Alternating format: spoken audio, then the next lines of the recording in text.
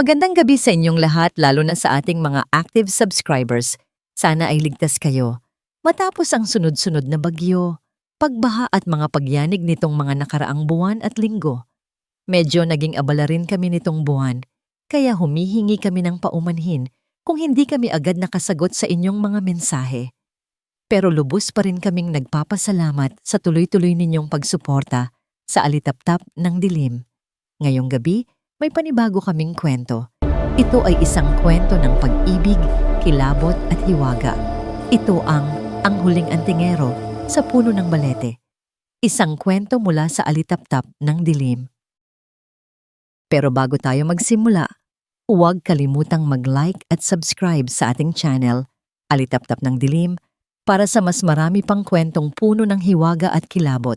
Gusto rin naming magbigay ng mabilis na shoutout sa ating mga tagapakinig mula sa United Kingdom, North Cotabato at Kuwait.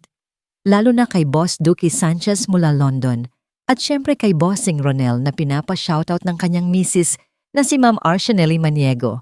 Maraming salamat sa inyong lahat sa patuloy na pakikinig at suporta.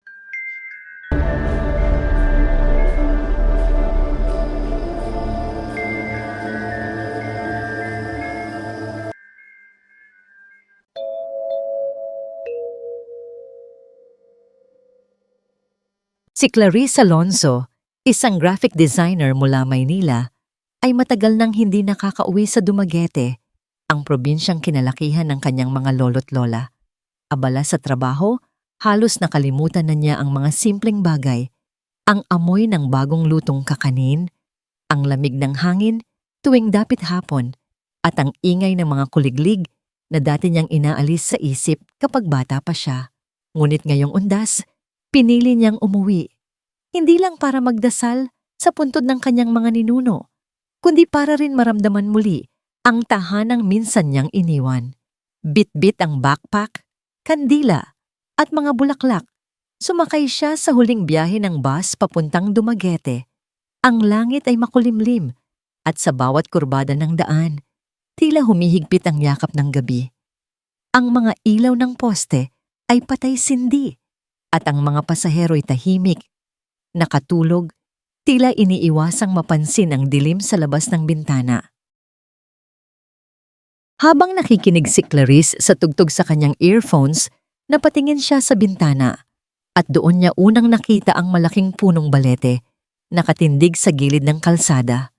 Ang mga ugat nito'y nakabitin hanggang lupa, tila mga daliring nakahawak sa hangin. Sa ilalim nito, may lalaking nakatayo, matangkad, matipuno, at tila nakatingin diretso sa kanya. Nagulat siya. Sinubukan niyang iwaksi ang imahinasyon, pakapagod lang siya. Ngunit nang sumalubong ang malamig na hangin at tila may boses na bumulong, hindi ka dapat nandito. Napahigpit siya ng hawak sa kanyang bag. Hindi niya alam, ang pag-uwi niyang iyon ay hindi lang basta pagbisita. Ito ay pagbabalik sa sumpa, sa dugo, at sa lihim na matagal nang naghihintay sa ilalim ng punong balete.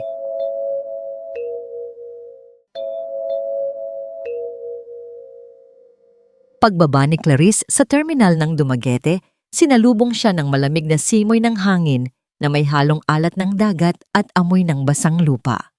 Madaling araw na at halos natutulog pa ang buong bayan. Ang mga ilaw ng poste ay kumukurap at sa kalayuan ay maririnig ang mahinang ugong ng alon. Sumakay siya ng tricycle papunta sa bahay ng pinsan niyang si Leah sa Banilad. Habang umaandar sa basang kalsada, pinagmamasdan niya ang mga lumang bahay, mga bintanang kahoy na nakapinid, mga bakurang nababalot ng hamog, mga punong nakayuko sa bigat ng ulan.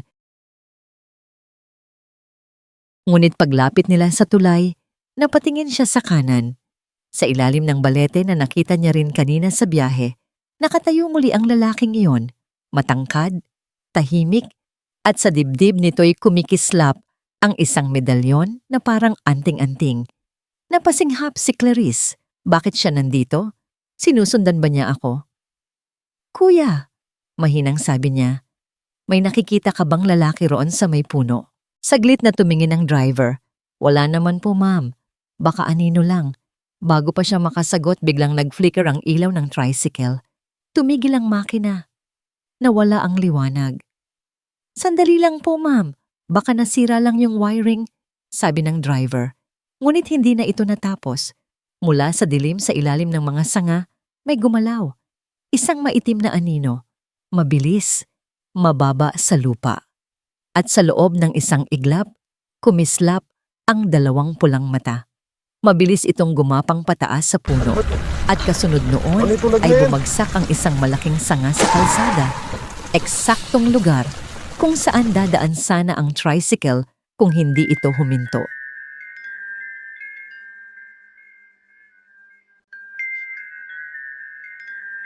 Pareho silang napatigil, tahimik, tanging hampas ng ulan at ugong ng hangin ang maririnig. Sa pagitan ng mga patak ng ulan, may kislap na sumabog sa dilim, isang mabilis na liwanag, parang mula sa metal o bato.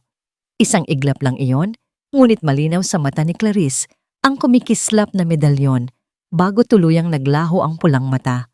At sa loob ng ilang segundo, ang malamig na presensyang bumalot sa paligid ay nawala na rin. Nang magising sa pagkagulat ang driver, pinihit niya muli ang susi at biglang umandar ang makina. "Ma'am, buti na lang huminto tayo. Kung hindi, patay tayo roon sa sanga." Pero hindi siya nakasagot. Nakatitig lang si Clarice sa direksyong pinagmula ng liwanag. Pagkurap niya, wala na ang nilalang, wala na rin ang lalaki. Tanging hamog at ambon ang natira. "Kuya," nanginginig niyang tanong, "sigurado kang wala kang nakita?" Umiling ang driver, nagtatakang tumingin sa kanya. "Wala po, ma'am." "Bakit? May tao ba?" "Wala." Mahinang sagot niya. Pilit na pinapakalma ang sarili. Ngunit sa loob niya, alam niyang may nangyari. May nilalang na dapat umatake, pero may humadlang. Tahimik silang bumiyahe hanggang marating nila ang bahay ni Leah.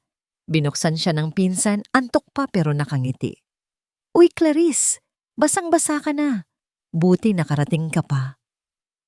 Ngumiti siya, nanginginig pa ang kamay habang inaalis ang jacket. "Oo, inabutan kami ng ulan. May bumagsak na sanga, buti na lang nakaiwas kami. Ganun ba?" "Grabe, swerte ka naman," sabi ni Leah habang inaabot ang tuwalya. "Kape ka muna para uminit ang katawan mo." Habang nagkakape sa sala, pinipigilan ni Clarice ang sarili rin na ikwento ang buong nakita. Hindi niya alam kung paniniwalaan siya. At baka tama si Leah. Pagod lang siya. Imahinasyon lang siguro.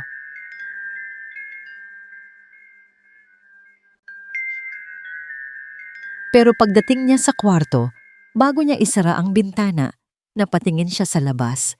Sa dulo ng kalsadang natatakpan ng hamog, parang may aninong nakatayo. Tahimik, hindi gumagalaw. At kahit madilim, tiyak siyang parehong lalaki iyon. Ang may suot na medalyon na kumikislap kahit wala ng buwan. Hindi niya alam kung bakit, pero sa halip na takot, kakaibang ginhawa ang dumapo sa dibdib niya. Parang alam niyang hindi siya iniwan sa kalsada. At sa pagitan ng hampas ng hangin, may narinig siyang mahinang bulong, isang tinig na halos sumabay sa ulan. Hindi pa sila tapos sa paghanap.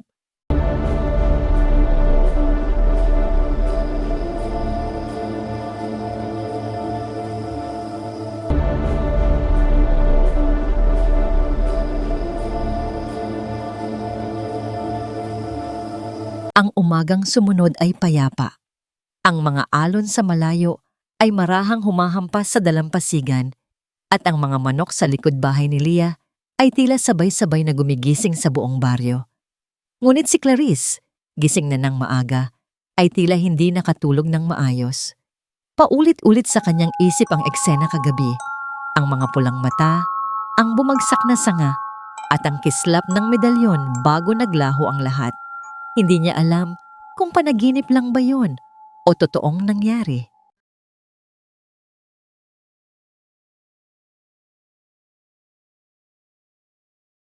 Habang nagkakape sa terasa, lumapit si Leah. Nakatali ang buhok at may hawak na tinapay. "Hindi ka nakatulog, no?" Ngumiti si Clarice ng pilit. Medyo, siguro pagod lang talaga sa biyahe. Wala ka naman sigurong nakitang kakaiba? Napahinto siya, saka umiling. Wala naman. Pero sa loob-loob niya, hindi iyon totoo. Kagabi, bago siya tuluyang nakatulog, may narinig siyang mga yabag sa labas ng kwarto. Mabagal, tila walang sapatos.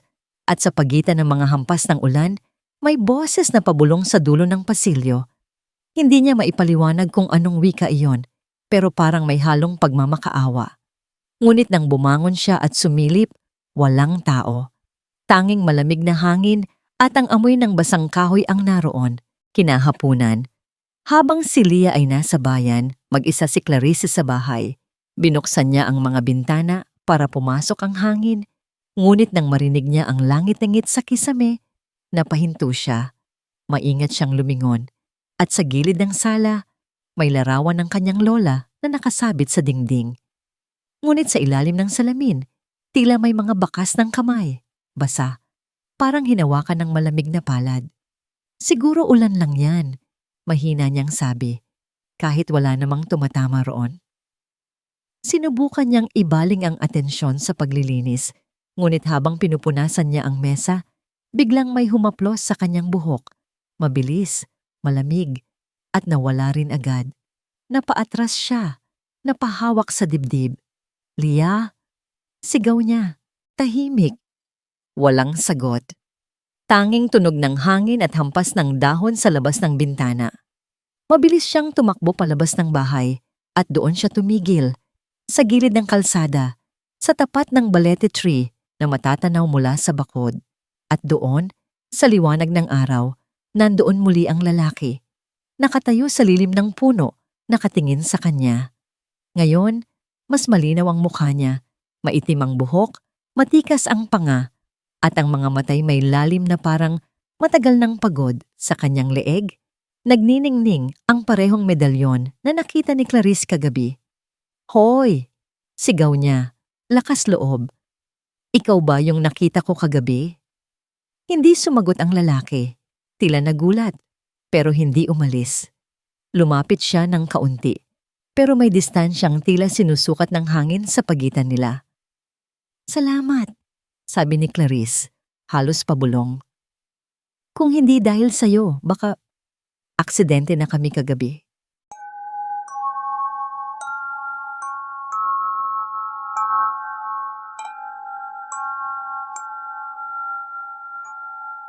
Tumingin lang ang lalaki. Hindi mo dapat nilalapitan ang punong yan, sabi nito sa mababang tinig.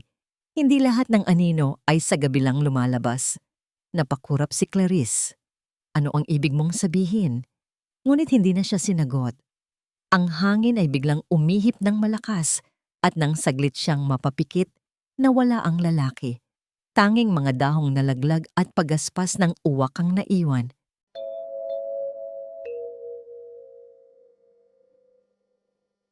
Kinagabihan, hindi na mapakali si Clarice. Habang nasa kama, nakatulala siya sa kisame. Sa pagitan ng kanyang mga antok, nakarinig siyang muli ng mga yabag. Ngayon ay mas malapit, mas malinaw. Kasabay nito, isang panaginip ang dumating. Nakita niya ang balete tree at sa ilalim nito, ang lalaking may anting-anting. Ngunit sa likod nito, may mga nilalang na nakasilip sa dilim, mga mata nilang pula at gutom. Pagkagising niya, pawis na pawis siya, nanginginig, at sa kanyang palad, may maliit na piraso ng tuyong dahon ng balete.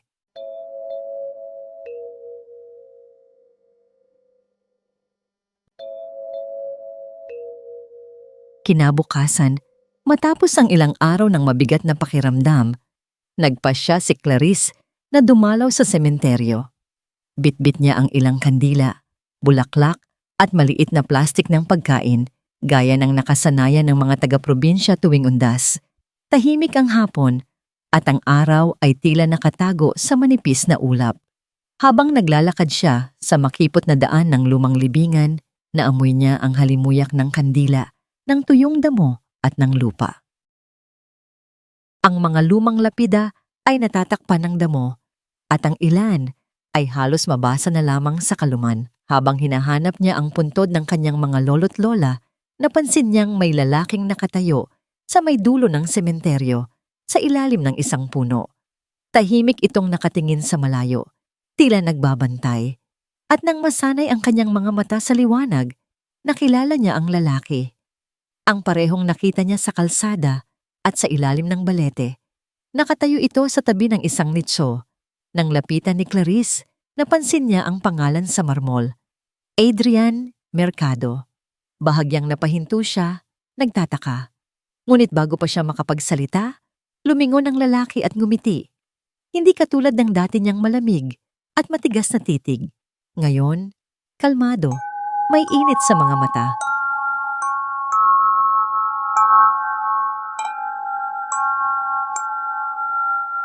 "Pasensya na," sabi ni Clarice, bahagyang nahihiya.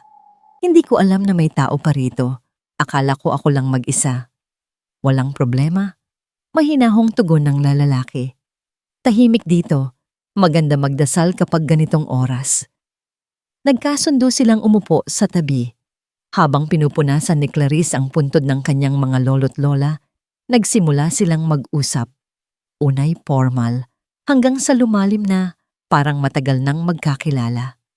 "Matagal na akong hindi nakakauwi rito," sabi ni Clarice, nakatingin sa mga ulap.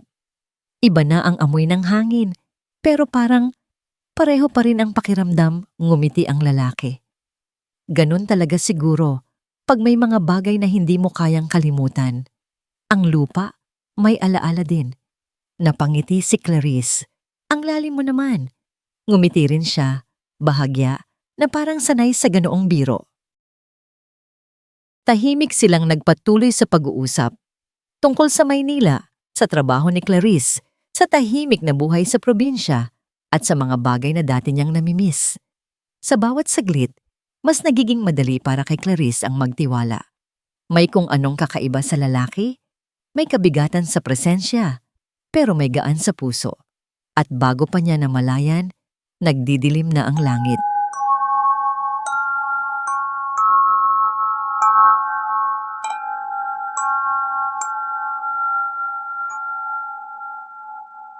"Gabi na pala," sabi ni Clarice, tumayo at kinuha ang bag. "Baka hanapin na ako ng pinsan ko." "Sasamahan na kita," sabi ng lalaki, mahinahon. Hindi na siya tumutol. Tahimik silang naglakad palabas ng sementeryo, kasabay ng unti-unting pag-ulan. Tanging tunog ng kuliglig at hampas ng patak sa mga lapida ang maririnig. Pagdaan nila sa isang eskinita, may matandang babae na may dalang basket ng kandila. "Clarice?" tawag nito. Nakakunot ang noo. Napangiti si Clarice at lumapit. "Tita Mila, kayo po pala. Kamusta na po?" Ngumiti ang matanda. "Ang tagal mong nawala. Kamukhang kamukha mo talaga ang lola mo. Ang tapang ng mata, pero mabait sa puso." Nagkwentuhan sila saglit hanggang naisip ni Clarice na ipakilala ang lalaking kasama niya. "Ah, tita, siya nga pala si..." Paglingon niya sa tabi, wala na ito.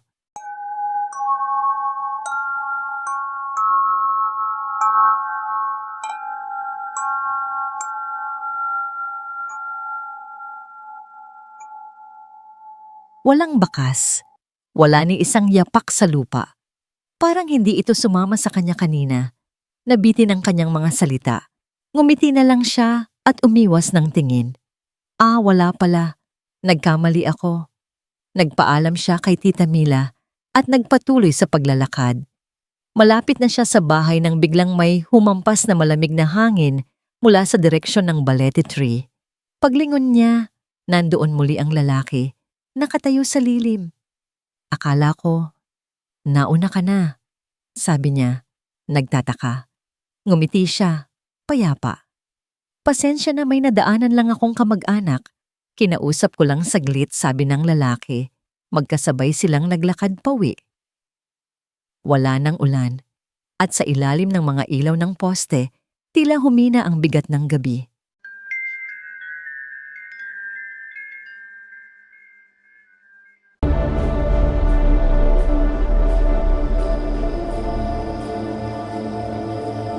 tahimik, ngunit hindi nakakailang.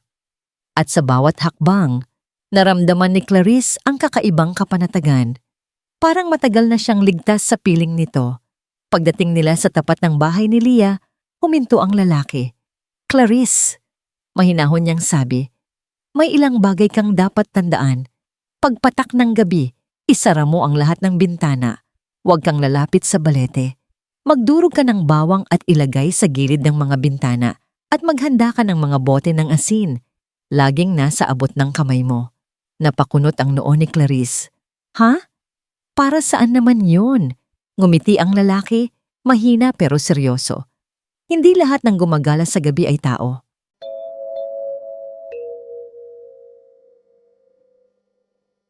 Sa kanya inilabas mula sa bulsa ang isang pulseras na yari sa tuyong sanga ng manunggal. "Ito, isuot mo palagi. Hindi ito basta alahas." Kinuha ni Clarice ang pulseras. "Salamat." Pero hindi pa niya natatapos, bumukas ang pinto. "Clarice, saan ka galing?" Sigaw ni Leah, halatang nag-aalala. Ngumiti si Clarice. "Nasa sementeryo lang, may nakasabay akong taga rito." Paglingon niya upang ipakilala ang lalaki. Wala na ito. Hindi man lang niya nakuha ang pangalan nito. Tahimik ang kalsada, walang bakas. Napailing siya, pero napangiti. Baka nagmadali lang umalis dahil padilim na din. Napaisip siya kung magkikita pa kaya silang muli para makuha man lang niya ang pangalan nito. Maya-maya lang bumuhos ang malakas na ulan at umalulong ang mga aso. "Pumasok ka na.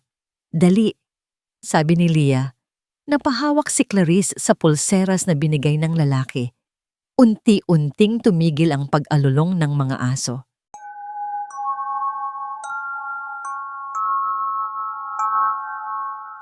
Pumasok siya sa bahay, isinara ang pinto at saka tiningnan ang pulseras sa kanyang pulso. Habang natutulog siya ng gabing iyon, unang beses mula nang dumating siya sa Dumaguete, mahimbing ang tulog ni Clarice. Walang yabag, walang bulong. Tanging malamig na hangin, amoy ng dagat, at ang init ng pulseras sa kanyang balat. Parang may nagbabantay sa kanya sa dilim. Lumipas ang ilang araw. Tahimik ang bahay, tahimik ang paligid. Hindi na ulit nagkita si Clarice at ang lalaking matangkad, ang may suot na puting damit at kumikislap na anting-anting. Ni anino niya, hindi na muling nakita ni Clarice. Sa bawat gabi, nakatitig siya sa bintana. Umaasang muli niya itong masisilayan sa ilalim ng balete, ngunit tanging hamog at liwanag ng buwan ang bumabalik. Hanggang sa dumating ang araw.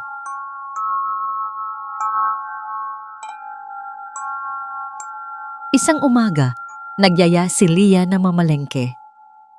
"Ayusin natin tong bahay. Labas naman tayo at magluto. Ilang araw ka na lang dito. Pinsan at uuwi ka na rin.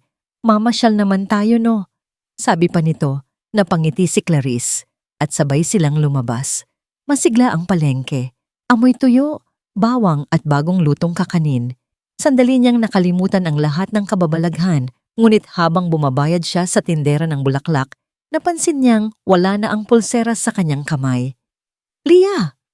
sabi niya, biglang kabado. "Nawala yung bracelet ko." "Ha? Baka nalaglag lang, mamaya hanapin natin." Hindi lang yon basta bracelet. Binigay yon sakin."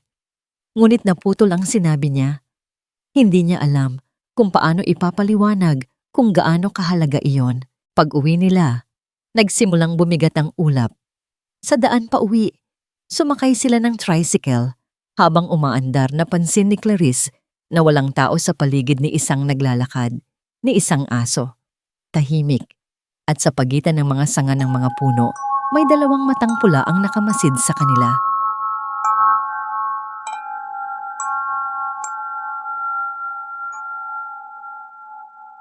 "Leah!" mahina niyang sabi. "May nakikita ka bang?" "Ha? Wala, bakit?" sagot ng pinsan, abala sa telepono. Bago pa siya makasagot, tumigil ang tricycle. "Teka lang po, ma'am," sabi ng driver. Parang may sumabit sa gulong. Sa sandaling iyon, dumaan ang malamig na hangin at ang mga ilaw ng poste ay biglang kumurap. Nilingon ni Clarice ang gilid ng daan. Sa malayo ay parang may mga pulang mata na nakamasid sa kanila. Parami ng parami iyon. Pabigat ng pabigat din ang kanyang pakiramdam. Ipinikit ni Clarice ang kanyang mga mata at nanalangin ng mataimtim nang biglang napasigaw ang driver ng tricycle. Pagtingin niya dito, may mga kalmot na ito. "Kuya, anong nangyari?" Kinakabahan at pag-alalang tanong ni Leah. Makikita ang takot sa mata ng driver habang nanginginig pa ito. "Ma'am, habang chinek ko ang gulong may mga mahahabang kuko na lumabas sa ilalim at bigla na lang ako kinalmot." "Huh? Naku kuya, baka naman may aswang na umaabang na sa atin. Paandarin mo na ang motor mo, please, at umalis na tayo." Nagmadali ang driver na paandarin ang motor pero ayaw ito mag-start. "Naku ma'am, ayaw na umandar." "Naku kuya, paano na to?" Sabi ni Leah na takot na takot na. Si Clarice naman ay nakahawak sa dibdib at para bang may nagturo sa kanya at nag-usal siya ng isang orasyon na kahit siya ay hindi alam kung paano niya yon nabanggit. At doon niya nakita, sa ilalim ng balete tree, isang lalaking nakatayo. Ang puting damit ay basa at sa dibdib nito, kumislap ang anting-anting. Napasigaw si Clarice, sabay turo. "Leah, yung lalaki doon, oh." Ngunit nang lumingon si Leah, wala itong nakita. "Anong lalaki?"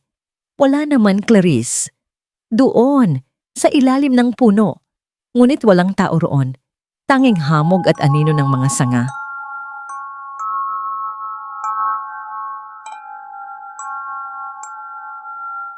At bago pa siya makapagsalita, may malakas na kalabog sa bubong ng tricycle. Kasunod noon, ang malakas na sigaw ng driver. "Ma'am, Diyos ko, may bumagsak sa likod."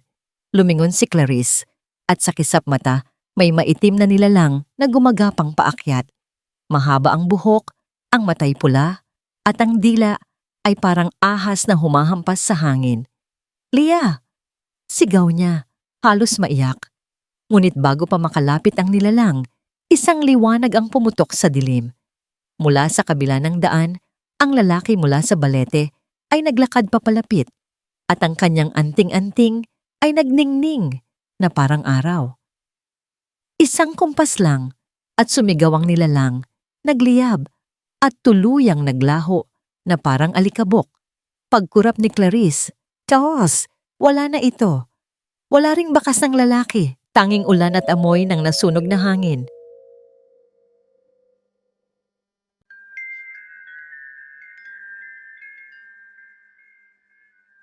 Kinagabihan, hindi makatulog si Clarice. Paulit-ulit niyang iniisip ang nangyari, kung paano siya muling nailigtas at bakit siya lang ang nakakakita. Hanggang sa sobrang pagod, nakatulog siya. At sa kanyang panaginip, nandoon siya muli, sa ilalim ng balete, nakatayo. Habang sa paligid ay may mga nilalang na umaaligid, ngunit sa gitna ng lahat, nandoon siya, ang lalaki, ang may suot na anting-anting, hinaharang ang mga halimaw, pinoprotektahan siya, habang nagsisilabasan sa paligid ang mga espiritong naglalaban. Nang tangkain ng isa sa mga nilalang na lapitan siya, itinutok ng lalaki ang kanyang kamay, at sa isang iglap, nagliwanag ang paligid. Pagkagising ni Clarice, pawis na pawis siya. At sa ilalim ng kanyang unan, naroon muli ang pulseras na nawala sa palengke. Mainit ito, parang buhay. Kinabukasan, habang tahimik si Leah sa sala, naglakad si Clarice palabas. Tinahak niya ang daan patungo sa balete tree. Sa bawat hakbang may kaba, pero mas malakas ang kuryosidad. At bago pa siya makalapit, lumitaw ang lalaki. Basang-basa ang kanyang puting damit at ang medalyon ay kumikislap. "Anong ginagawa mo rito?" tanong niya, mahina pero mabigat. "Sinabi ko sa'yo, huwag kang lalapit dito." "Hindi ako natatakot," sagot ni Clarice. Diretso ang tingin. "Gusto kong malaman kung sino ka Bakit palagi kang lumilitaw tuwing nanganganib ako?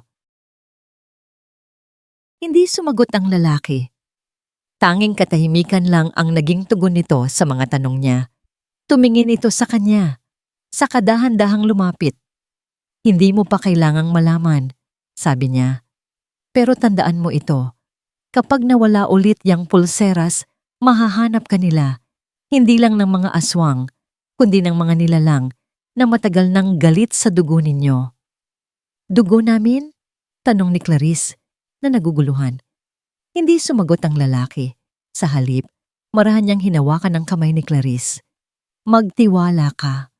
Huwag mo nang iwawala yan muli. Nagtagpo ang kanilang mga mata. Ang paligid ay tila tumigil at sa ilang sandali, ang takot ay napalitan ng kakaibang init. Hindi galing sa araw, kundi sa tibok ng puso. Sabihin mo na, bulong ni Clarice, sino ka ba talaga? Ngumiti ang lalaki, malungkot pero may lambing. Isa lang akong taong tumutupad sa pangako. May misyon ako rito at kasama ka ron. Anong misyon? Tanong ni Clarice. Ang protektahan ka, sagot niya. At tapusin ang hindi natapos ng iyong lola.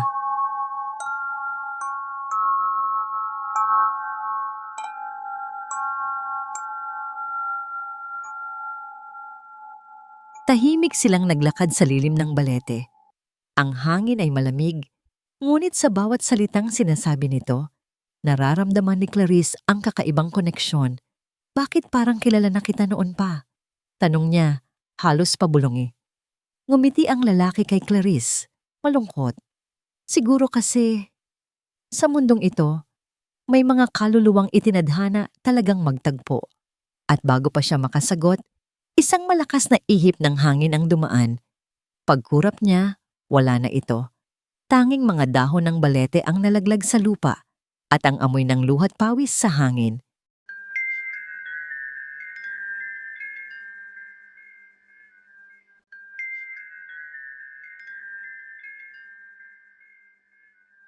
Kinagabihan, habang nakahiga, muling kumislap ang pulseras sa kanyang pulso.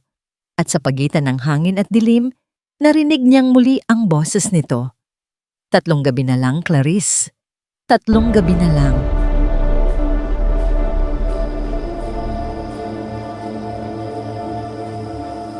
Kinabukasan, may mabigat na katahimikan sa loob ni Clarice. Hindi dahil sa takot, kundi dahil sa kakaibang pagkalito sa lalaking paulit-ulit na lumilitaw tuwing nanganganib siya. Hindi niya alam ang pangalan nito. Hindi niya alam kung tao ba ito o espiritu. Hindi rin niya alam kung bakit sa dinami-dami ng tao sa Dumaguete, bakit siya lang ang nakakakita.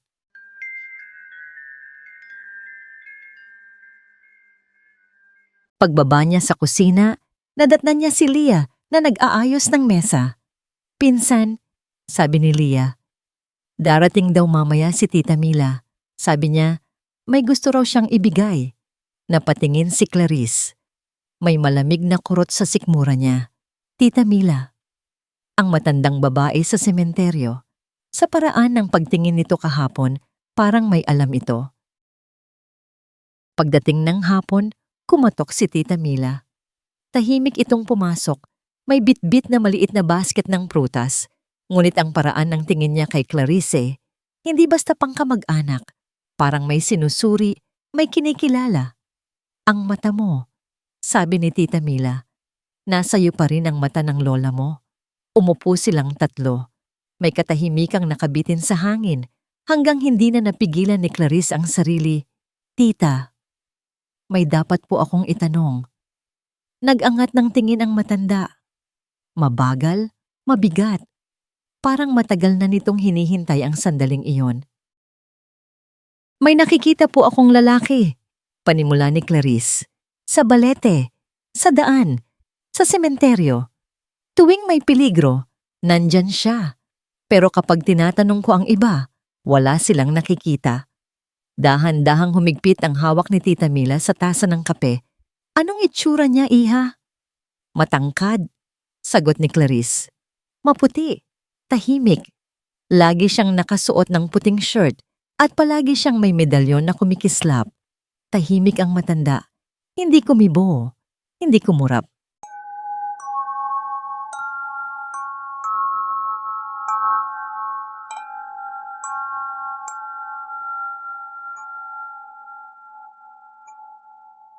May nakita ka bang lapida noong nasa sementeryo ka? Tanong ni Tita Mila. Sobrang bagal na tumango si Clarice. Opo, nakita ko po. Hindi ko kilala yung pangalan, pero parang hinihila ako ng lugar na yon. Hindi niya sinabi ang pangalan, hindi niya alam kung bakit. Hanggang unti-unting lumabas sa bibig niya ang alaala. Adrienne Mercado. Yun po yung nakasulat. Doon napahinga ng malalim si Tita Mila, parang may tinanggap na katotohanang matagal na niyang tinatakasan.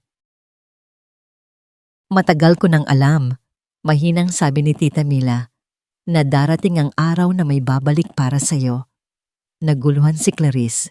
Babalik po? Tumingin ang matanda sa kanya. Noong kabataan ko, iha, ang lola mo, si Sonia Alonso, hindi lang basta mabait na ginang, isa siya sa pinakahuling babaylan ng baryong ito. Napasinghap si Clarice. Siya ang tumalo sa lahi ng mga aswang na minsang sumadlak dito. Pero ang kapalit ng kapangyarihan ay sumpa. Sumpa na isa sa kanyang mga apo ang magtataglay ng dugo na maaring makapagkawala sa mga aswang at masasamang elemento na kinulong ng iyong lola sa puno ng balete. Kapag nawala ang babaylan, may isa pang kailangan, isang tagapagtanggol. Ang tagapagtanggol na yon, sabi ni Tita Mila, tinatawag na antingero. Lalaki silang binibigyan ng lakas ng lupa, hangin at liwanag upang protektahan ang taong tinalaga sa kanila. Nanlamig si Clarice, ang medalyon, ang lakas, ang liwanag na nagliyab sa dilim. Tita, bulong niya, yung lalaki, siya po ba yon?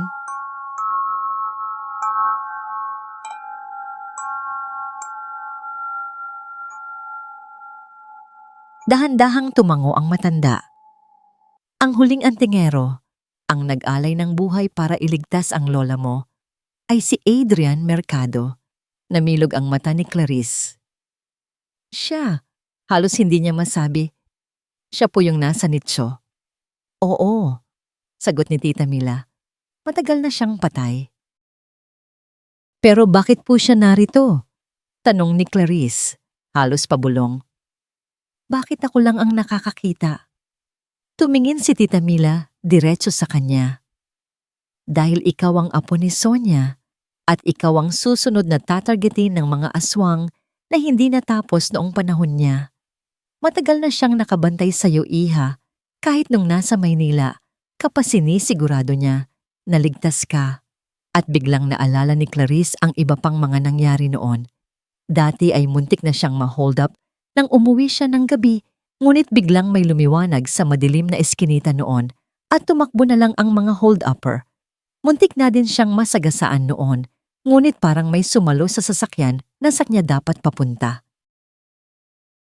Nalaglag ang balikat ni Clarice, hindi makapaniwala pero nanghihinayang at ngayon niya lang nalaman ang lahat.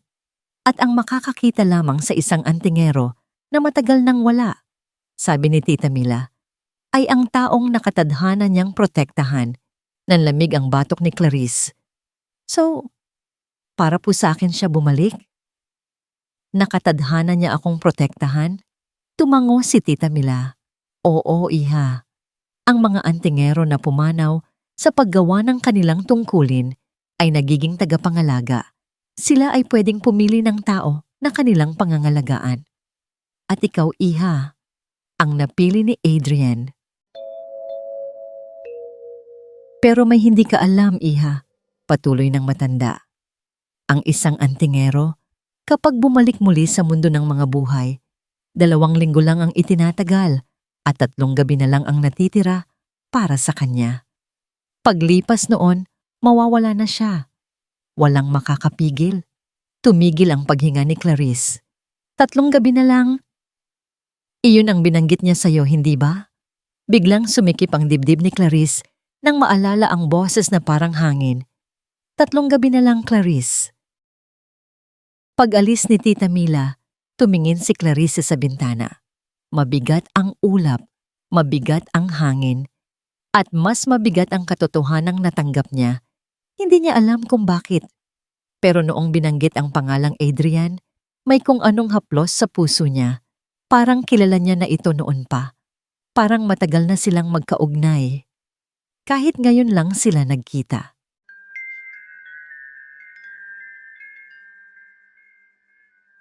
Habang nakatulala siya sa hangin, may malamig na simoy na dumaan. Kasunod ang pagkalansing ng mga tuyong dahon. At nang lumingon siya sa labas, sa lilim ng balete, nandoon si Adrian nakaupo. Tahimik, ang anting-anting ay kumikislap ng mahina. Parang umiiyak na liwanag. Hindi ito lumapit. Hindi nagsalita. Tinitigan lang siya ni Adrian mula sa dilim. Na para bang nagsasabing, hindi mo dapat malaman ang lahat, Clarice, pero hindi rin kita kayang iwan. Pagkurap ni Clarice, nawala siya. Kasama ang bigat at lamig ng hanging dumaan.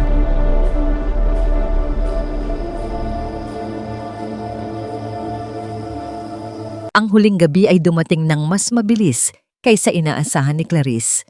Tahimik ang baryo, tahimik ang hangin. Pero ang ilalim ng katahimikan, kumikirot ang panganib. Sa labas ng bahay, ang balete tree ay tila humihinga. Ang mga ugat ay gumagalaw. Ang mga sangay parang may sariling isip. At sa kadiliman, may daan-daang matang pula ang nagmamatiyag. Ito na ang gabi, bulong ng hangin. Habang nakaupo si Clarice sa loob ng kwarto, nakakapit sa pulseras, biglang sumikip ang paligid. Ang mga ilaw ay kumurap, ang mga pader ay tila lumalamig, at ang mga anino sa sahig ay humahaba, gumagapang papalapit sa kanya. "Clarice!" Sigaw ni Leah mula sa sala. May kakaiba sa labas. Tumakbo si Clarice at sa bintana, nakita niya ang kinatatakutan niyang gabi. Ang mga aswang at ang mga multong matagal nang naipit sa puno ay pilit nang lumalabas. May gumagapang sa mga ugat, may lumilipad sa ere, may naglalakad na baluktot at walang mukha.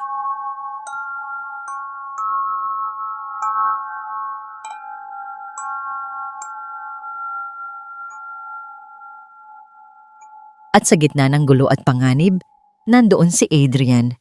Basang-basa, humihingal, duguan, pero matatag na nakatayo sa harap ng ballet tree. Ang anting-anting niya ay nagliliyab na parang araw.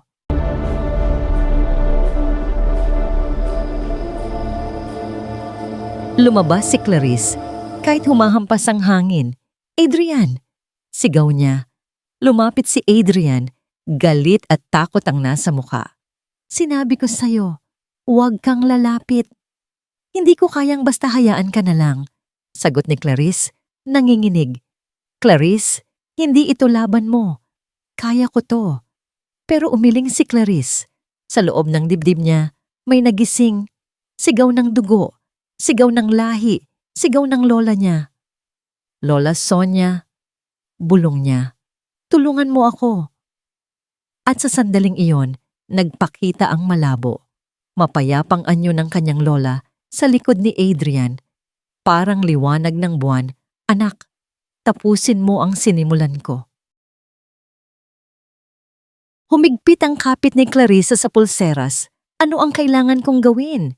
tanong niya. Huminga ng malalim si Adrian, pagod na pagod. "Iyon ang ayaw kong sabihin sa'yo, dahil kapag ginawa mo ito, baka tuluyan na kitang hindi mapangalagaan, mawawala ako. Hindi ako takot na mawala. Takot akong iwanan ka. Hindi." Bulong ni Clarice, nangilid ang luha. "Hindi, Adrian." "Kailangan mong isara ang puno. Magpatulo ka ng patak ng dugo sa mga ugat nito. Bigasin mo ang inkantasyon ng lola mo." "Pero bakit pati ikaw?" Tumingin siya kay Clarice, ang pinakamalambing ngunit pinakamasakit na tingin na nakita niya. "Dahil ako ang huling bantay nila. Kapag sinarado mo ang puno, sasama ako sa pagsara. Hindi ka na babalik?" Umiling si Adrian, may pait sa ngiti. "Hindi na. Kaya pakiusap, hawakan mo ang pulseras At huwag na huwag mo itong iwawala. Ikaw lang at ako ang pwedeng humawak niyan. Kapag ibang nilalang ang humawak, magiging abo sila. Nanginig si Clarice. Hindi, Adrian. Baka may iba pang paraan. Wala na, Clarice. Wala na. Sagot ni Adrian.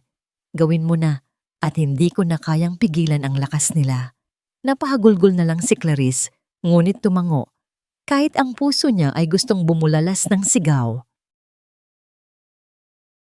Sabay silang humarap sa mga nilalang. Sa bawat hampas ng aswang, sa bawat sigaw ng mga espiritu, sa bawat pagsabog ng liwanag mula sa anting-anting, pinoprotektahan ni Adrian si Clarice. Ngunit unti-unti siyang nanghihina. Ang katawan niya ay parang usok na naglalaho. Parang sinusunog ng mismong kapangyarihan na humahawak sa kanya. Clarice! Sigaw niya. Ngayon na! Tumakbo si Clarice sa punong balete. Kahit may mga aswang na humahabol, dinampot niya ang punyal ng lola niya, pinutol ang sariling palad, isang patak ng dugo. At sa pagpatak nito sa ugat, umuga ang lupa, umiyak ang puno, sumigaw ang mga nilalang, at sa gitna ng lahat, binigkas ni Clarice ang inkantasyon na parang biglang tumalsik mula sa memorya niya. Sa dugo ng lahi, sa lakas ng hangin, isara ang lagusan, tapusin ang dilim. Isang nakakasilaw na liwanag ang sumabog. Clarice! Sigaw ni Adrian habang lumalapit, nagniningning ang buong katawan, parang apoy na ginto. Hinawakan niya ang kamay niya. Ito ang huling beses na mararamdaman ni Clarice ang init ng palad niya. Salamat! Dahil pinili mong mabuhay. Adrian, huwag kang... Ngumiti siya. Isang nangiting walang sakit sa wakas. Pangako, hindi kita iiwan, kahit anong mangyari. At sa sandaling iyon, bumagsak ang bracelet mula sa pulso ni Clarice, gumulong diretso sa ugat ng puno. At bago niya pa maabot, isang higop ng liwanag ang kumain dito. Kasama si Adrian, magkasabay silang nawala. Parang usok na dinadala ng hanging umiiyak.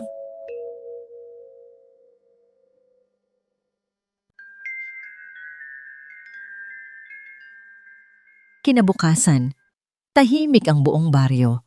Walang bakas ng labanan, walang bakas ng dilim. Nag-impake si Clarice, taimtim siyang nagpaalam kay Leah. At ikaw, babalik ka ba ulit dito? Tanong ni Leah. Hindi agad sumagot si Clarice. Siguro, kapag hindi na masyadong masakit. Bago umalis, dumaan siya sa sementeryo. Umupo siya sa harap ng lapida. Adrian Mercado, huling tagapangalaga.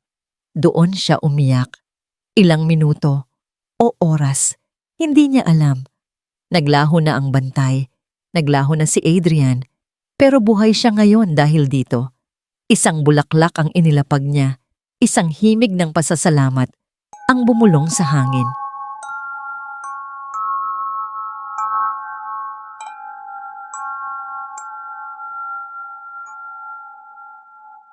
Sa biyahe pabalik ng Maynila, nakaupo si Clarice sa tabi ng bintana, pinupunasan ng luha. Paalam, Adrian. Unti-unti siyang nakatulog sa pagod, pero ilang minuto pa lang. Miss, di ba sabi ko, wag mo itong iwawala. Nagmulat si Clarice. Nandoon siya, nasa tabi niya. Nakangiti na parang wala nang bigat sa mundo. Maaliwalas. Buhay. Sa kamay niya. Hawak-hawak ang bracelet na ibinigay niya noon kay Clarice. Mainit. Buong buo. Adrian? Bulong ni Clarice. Hindi makapaniwala.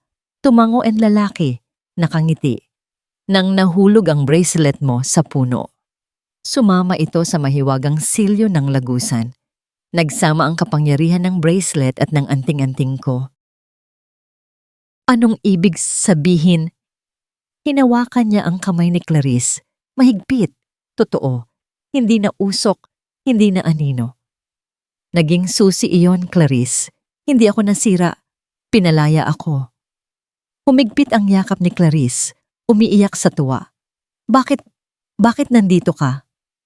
Ngumiti si Adrian. Dahil sa unang pagkakataon, wala na akong tanikala. Pwede na ako sa mundo mo.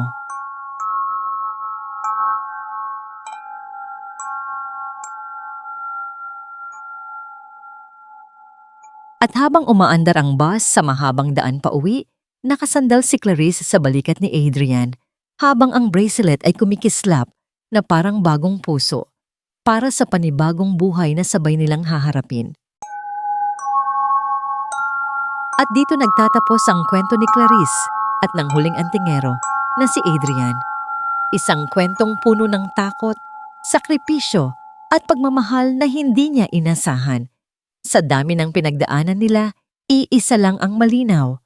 Minsan, may mga taong itinatahi sa buhay natin para iligtas tayo sa oras na pinakakailangan natin. Maraming salamat sa pagsama sa amin ngayong gabi. Sana nagustuhan ninyo ang kwento at sana nakadama kayo ng kilabot, saya at konting kirot sa puso habang nakikinig. Kung nagustuhan ninyo ang episode na ito, please don't forget to like, subscribe, at i-share ang video para mas marami pa tayong kwentong maibabahagi sa inyo dito sa Alitaptap ng Dilim. At syempre, maraming salamat sa lahat ng listeners natin sa Pilipinas at sa ibang bansa. Thank you sa oras ninyo, sa suporta ninyo, at sa patuloy ninyong pagbalik para makinig sa mga kwento namin hanggang sa susunod na gabi ng kwento.